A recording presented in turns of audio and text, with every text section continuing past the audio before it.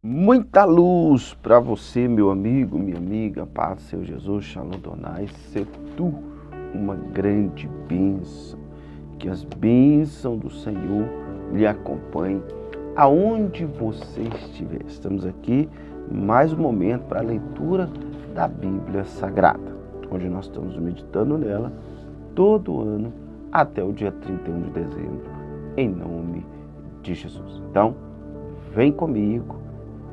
O Espírito Santo te conduza, nos conduza nessa leitura, em nome de Jesus. Vamos ler Atos capítulo 4, Deuteronômio 19 e capítulo de número 20. Atos 4. Enquanto Pedro e João falavam ao povo, chegaram o sacerdote capital da guarda do templo e os saduceus. Esses estavam muito perturbados, porque os apóstolos estavam ensinando o povo, proclamando em Jesus a ressurreição dos mortos. E agarraram Pedro e João, e como já estavam anoitecendo, os colocaram na prisão até o dia seguinte. Mas muitos dos que tinham ouvido a mensagem creram, chegando a número dos homens que creram a perto de 5.000. No dia seguinte, autoridades, os líderes religiosos e os mestres da lei reuniram-se em Jerusalém. Estavam ali Anás e o sumo sacerdote, tem como Caifás, João, Alexandre e todos os que eram da família do sumo sacerdote. Mandaram fazer Pedro e João diante deles e começaram a interrogá-los, com que puder ou em que nome, quem vocês fizeram isso. Então Pedro, cheio do Espírito Santo, disse-lhes: autoridades do povo, visto que hoje somos chamados para prestar contas de um ato de bondade em favor de um aleijado sendo interrogado acerca de como ele foi curado.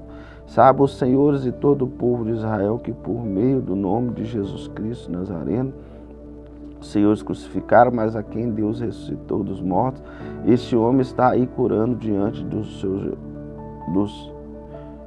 senhores. Esse Jesus é a pedra que vocês, construtores, rejeitaram e que se tornou a pedra angular.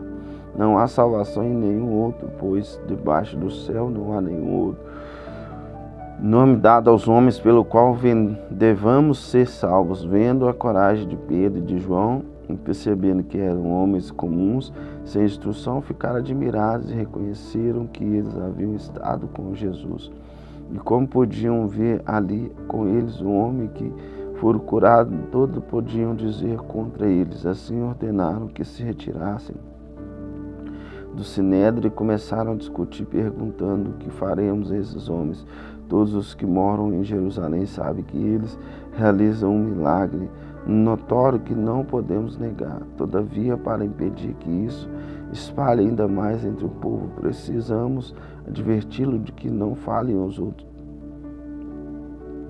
Não fale mais ninguém sobre esse nome. Então, chamados novamente, ordenaram-lhe que não falasse nem ensinasse em nome de Jesus. Mas Pedro e João responderam: julguem os senhores mesmo, se é justo aos olhos de Deus obedecer aos senhores e não a Deus, pois não podemos deixar de falar do que vimos ou ouvimos. Depois de mais ameaças, deixaram ali. Não tinham como castigá-los, porque todo o povo estava louvando a Deus pelo que acontecera. Pois o homem que fora curado milagrosamente tinha mais de 40 anos de idade. Quando foram soltos, Pedro e João voltaram para os seus companheiros, contaram tudo o que o chefe do sacerdote e os líderes religiosos lhes tinham dito. Ouvindo isso, levantaram junto à voz de Deus, dizendo: soberano, tu fizeste terra, o mar e tudo que há nela há. Tu falaste pelo Espírito Santo por boca do seu servo, nosso pai Davi. Porque se enfurecem as nações e os povos cuspiram em vão. Os reis da terra se levantaram, os governantes se reuniram contra o Senhor, contra o ungido. De fato, Herodes e Pôncio Pilatos reuniram-se com os gentios e com o povo de Israel nessa cidade para conspirar contra o teu santo servo Jesus, a quem registro fizeram que o teu poder, tua vontade haviam decidido de antemão de acontecesse. Agora, Senhor, considera a ameaça deles, a capacidade dos teus servos de anunciarem a tua palavra. Corajosamente estende a tua mão para curar, realizar sinais e maravilhas por meio do nome do teu santo servo Jesus. Depois de orarem, tremeu o lugar em que estavam reunidos, todos ficaram cheios do Espírito Santo e anunciavam corajosamente a palavra de Deus. Os discípulos repartem os seus bens da multidão dos que creram era mente e um coração. Ninguém considerava unicamente as suas coisas, alguma não possuísse, mas compartilhavam tudo o que tinham. Com grande poder, os apóstolos continuavam testemunhando a ressurreição de Senhor Jesus. E grandioso graça estava sobre todos eles. Não havia pessoas necessitadas entre eles, pois os que possuíam terras ou casas o vendiam, traziam dinheiro da fazenda e o colocavam aos pés dos apóstolos, que os distribuíam segundo a necessidade de cada um. José, um levita de Chipre, quem o apóstolo deram o nome Barnabé, que significa encorajador, vendeu um campo que possuía, trouxe dinheiro e o colocou aos pés dos apóstolos. Deuteronômio capítulo 19, capítulo 20. Cidade, refúgio. Quando o Senhor, seu Deus, tiver destruição às nações cuja terra quando vocês expulsarem e ocuparem as cidades, as casas dessas nações, separem 3 cidades de refúgio da parte central da terra que o Senhor, o seu Deus, está dando a vocês, para que dela um posse, dividam em 3 partes a terra. O Senhor, o seu Deus, lhe está com herança, e façam dela vias de acesso para aqueles que matar alguém possam fugir para lá. Este é o caso que um homem que matar outro poderá fugir para lá para salvar a vida. Se matar seu próximo sem intenção, se houvesse inimizade entre eles, por exemplo, se um homem for com o seu amigo cortar lenha em floresta ou levantar para derrubar uma árvore, o ferro escapar, atingir o seu amigo, matá-lo, ele poderá fugir para uma daquelas cidades para salvar a vida do contrário. A vingador da vítima poderá persegui-lo enfurecido e alcançá-lo caso a distância fosse grande demais, e poderia matá-lo muito embora este não merecesse morrer, pois não havia inimizade entre ele e o seu próximo.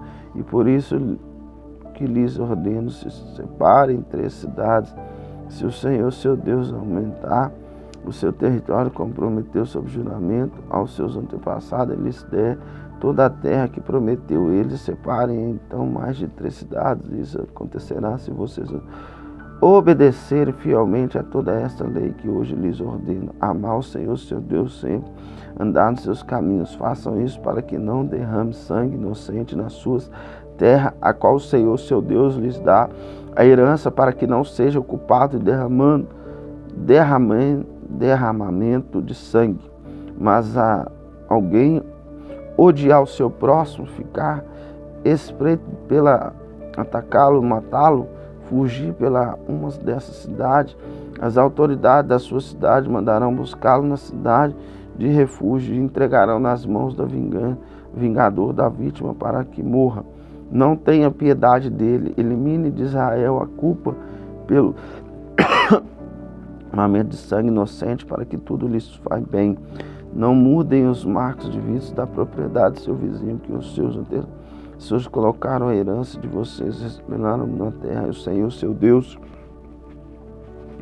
lhes dá para que ela tome posse. Um só testemunho não é suficiente para condenar alguém. Que alguém crime e delete qualquer acusação precisa ser confirmada pelo depoimento de suas 3 testemunhas. Se uma testemunha falsa quiser acusar um homem de algum crime, os 2 envolvidos na questão deverão apresentar-se ao Senhor diante dos sacerdotes juízes que estiverem exercendo o cargo naquela ocasião. O juiz de investigação, caso se for provado que testemunha mentiu, deu falso testemunho contra o seu próximo, dê-lhe permissão que planeja para o seu irmão eliminar o mal do meio de vocês. O restante do povo saberá disso e terá medo, e nunca mais terá coisa dessas entre vocês.